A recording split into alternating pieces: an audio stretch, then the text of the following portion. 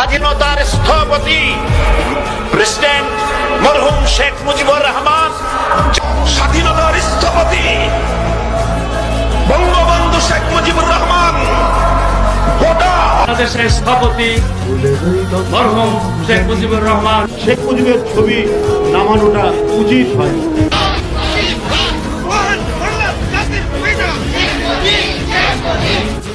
মানে বাংলাদেশ বঙ্গবন্ধু একটা স্বাধীন দেশ, যার জন্ম না হলে আমি সেনাবাহিনী প্রধান হতে পারতাম না, যার জন্ম না হলে রাষ্ট্রপতি হতে পারতাম না, যার জন্ম না হলে এই সংসদের বক্তব্য দিতে পারতাম না। বাংলাদেশের রাষ্ট্রের স্থপতি ও জাতীয় ইতিহাসের শ্রেষ্ঠ সন্তান মরহুম শেখ মুজিবুর রহমানের প্রতি শ্রদ্ধা নিবেদন করছি।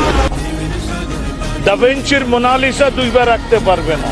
7ই মার্চ সমগ্র বিশ্বে একবারই এসছে, ওই ভাষণ ওভাবেই যাবে।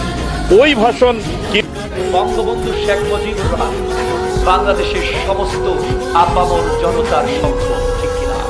স্বাধীনতার স্থপতি বঙ্গবন্ধু শেখ মুজিবুর রহমান 7ই মার্চের ভাষণ দিয়েছিলেন রেসকোর্সের ময়দানে। ওই ভাষণ আজও কুয়ার ভিতরে নিতে চান খালি। আওয়ামী লীগের নেতা, কিসের আওয়ামী লীগের নেতা? বঙ্গবন্ধু এ জাতির 18 কোটি মুসলমান, হিন্দু, বৌদ্ধ, খ্রিস্টান সকলের নেতা। এক নেতা এক দেশ, বঙ্গবন্ধু